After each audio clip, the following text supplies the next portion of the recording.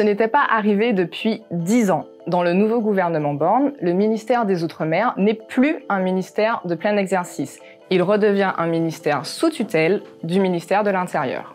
Il faut remonter à 2007 pour trouver une situation comparable. Sous la présidence de Nicolas Sarkozy, les Outre-mer n'ont eu droit qu'à des secrétariats d'État toujours rattachés à Beauvau.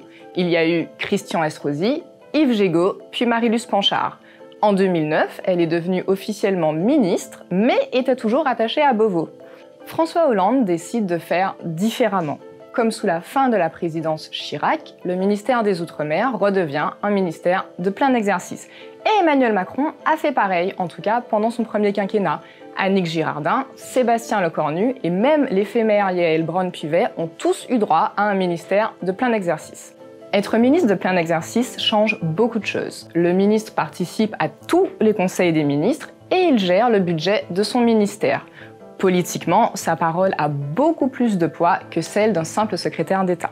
Le ministre délégué est un entre-deux. Il est souvent décrit comme un sous-ministre et c'est d'ailleurs comme ça que les élus ultramarins l'ont perçu. Victorin Lurel, ancien ministre, a parlé d'une régression pour les Outre-mer.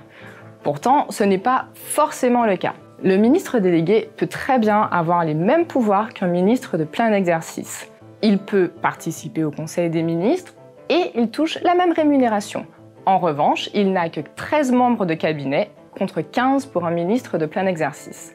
En fait, c'est le décret d'attribution qui va fixer les vrais pouvoirs de Jean-François Carenco. C'est ce texte qui dira quelles sont les thématiques sur lesquelles il aura son mot à dire, et il y en a beaucoup.